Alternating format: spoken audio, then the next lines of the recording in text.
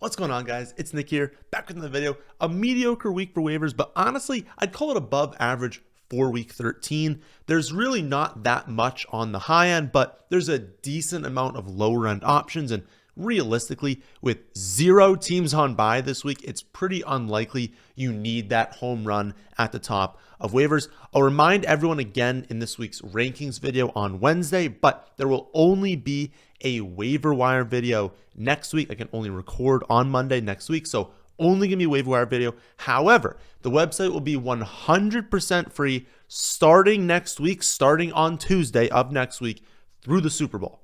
That's everything. Weekly detailed projections, rankings, dynasty content, sports betting, DFS, all of it 100% free through the Super Bowl. I always do that for the fantasy playoffs, but I figured since I can only make the waiver wire video next week, don't want to leave people high and dry for the final week of the regular season. So let's get into waivers for this week.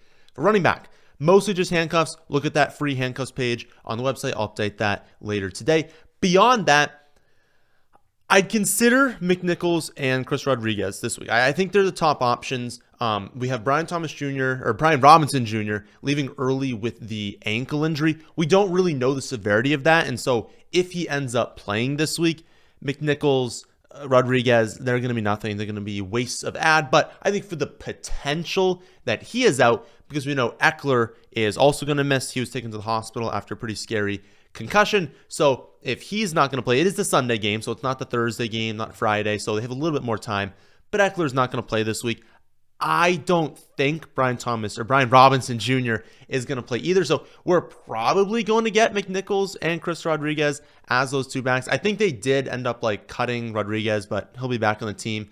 You're going to want McNichols because McNichols is the one that has that role in the receiving game. Rodriguez really is only used on the ground. But yeah, I think if we have those two out, you'd probably have McNichols as a flex play, kind of a low run flex play. Rodriguez would be outside the top 30, so more of a deeper league for him. But two options there. Your only other non-pure handcuff is Abdullah Zamir White. It's the exact same situation as last week.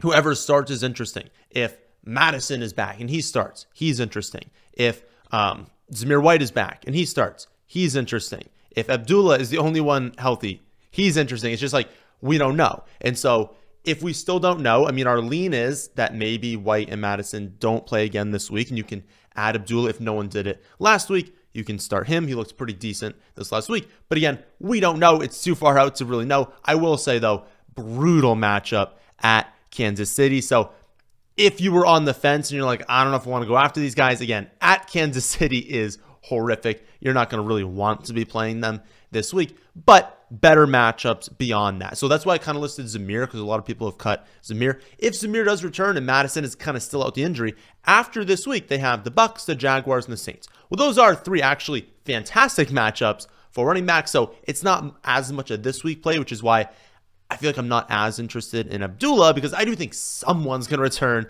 by week 14. But again, it's injuries. We never really know. At wide receiver, top option is Dontayvion Wicks. He's been highly disappointing this season, but Dobbs has a concussion. They do play on Thanksgiving on Thursday, so Dobbs is not going to play this week. That locks Wicks into a really, really strong snap share. He's going to have a decent ceiling. We all know the floor, though. Scary low floor. He has not been efficient this season. He gets the targets, right? In the 2 games he has this season with at least a 55% snap share, he has 7 and 13 targets. The targets are probably going to be there, but the production might not be. He might have 13 targets and catch 4 of them. He's been highly inefficient. But you have to know that efficiency is because those targets aren't coming right at the line of scrimmage. They are coming deep downfield. So he's got a high weekly ceiling.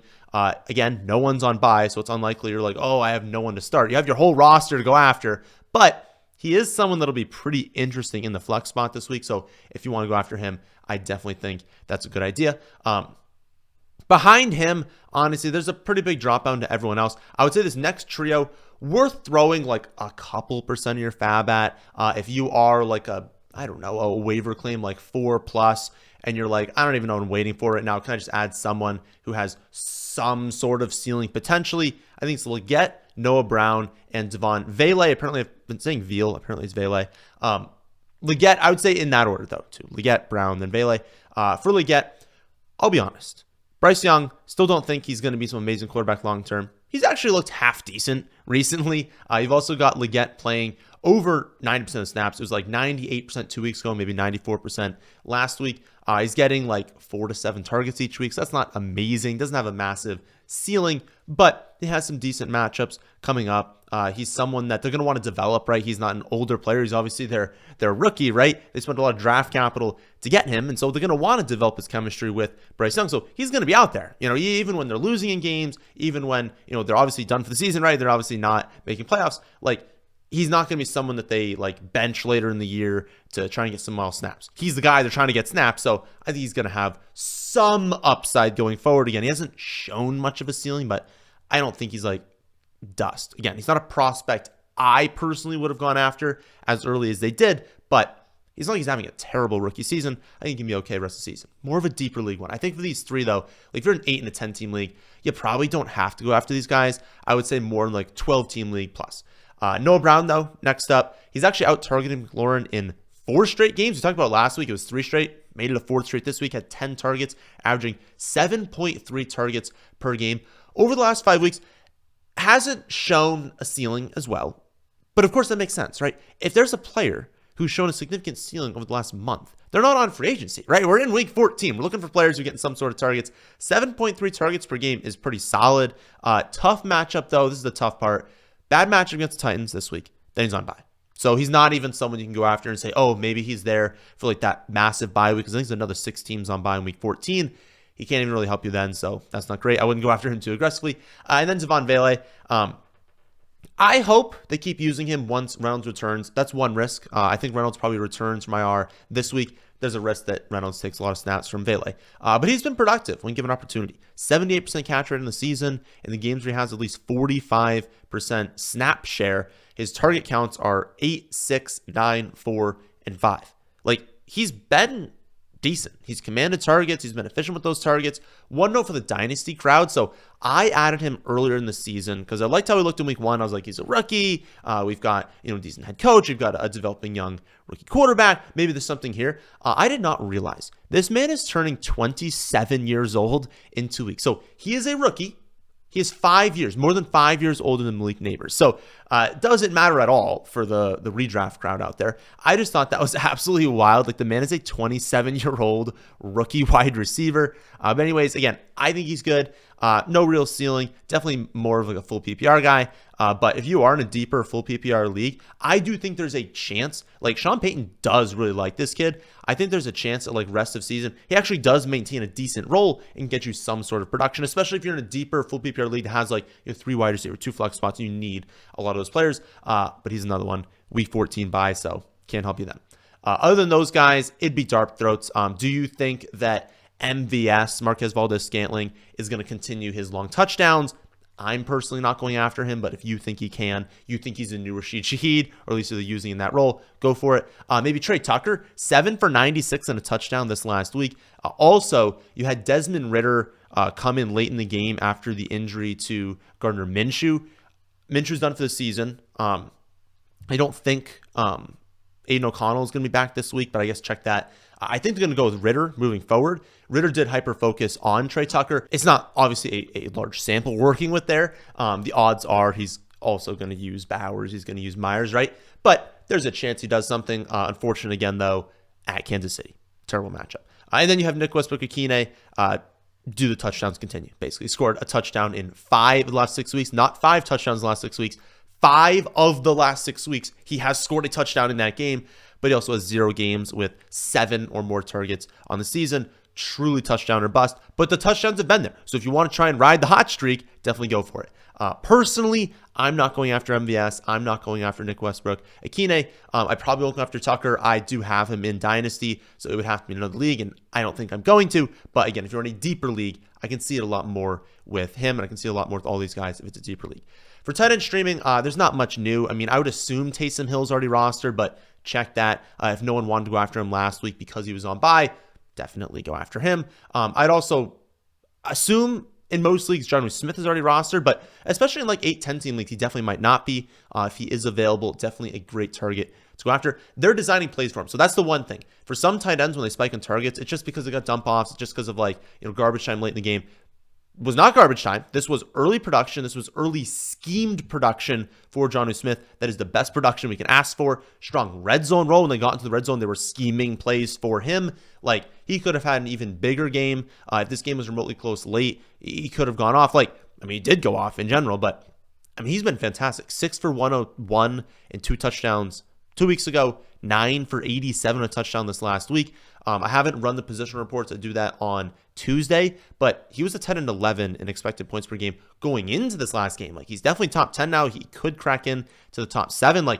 Great production, great rest of season. Not many tight ends have the last 2 games he's had in the range of outcomes. He's done it in back-to-back weeks. So there's upside here for him to win a lot of people a championship. Only other 10 I'm looking at is Will Dissly, and that just depends on tonight, right? He plays in tonight's game. He's had a really strong role as of late. We will see if that continues. If it does, he's just another really good option to go after. Does not have the upside of Taysom Hill and Jonnu Smith, but he's also more likely to be available than those two. Quarterback is really nothing. But to be honest, if you're a streaming quarterback in week 13 with no one on bye, then things are not looking great. You got to figure that position out before we get into the playoffs. So continue doing what you've been doing. Will Levis would be the top free agent, but more for his long-term schedule. Mediocre matchup this week at the Commanders, and with so many teams playing, obviously everyone's playing, no one on bye, I don't think he's going to grade out as a really good option this week. But weeks 14 through 17 versus the Jaguars, versus the Bengals, at the Colts, at the Jaguars. That is why we traded for Calvin Ridley earlier in the season, because the schedule is fantastic. If you still have not figured out quarterback yet, or if you have figured out quarterback, but you want a second one that has a good schedule in the fantasy playoffs, Levis would be the one I'd go after. Then finally, defense streaming. It really just comes down to who is available.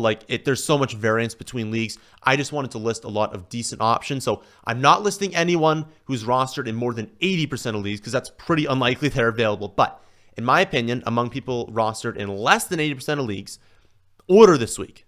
Again, haven't done the rankings yet, but off of just initially looking at things.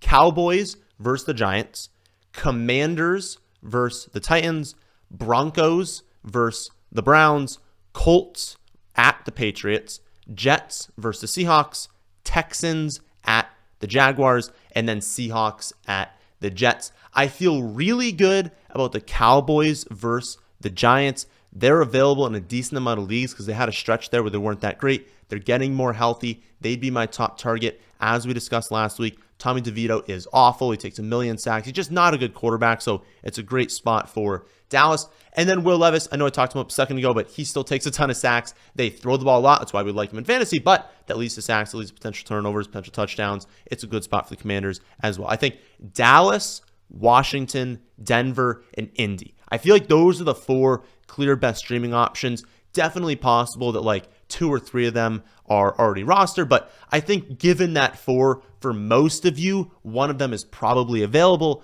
Those are the clear best ones. Just throw 3 to 5% of your fab. Fab doesn't even matter at this point. We're in week 13. Go after the guys you want. If you have 50% of your fab left, it is so unlikely that we're going to get some crazy injury just for week 14 or in the fantasy playoffs. So use your fab. If you got to spend 5, you got to spend 7% of your fab on a defense you like to help you moving forward.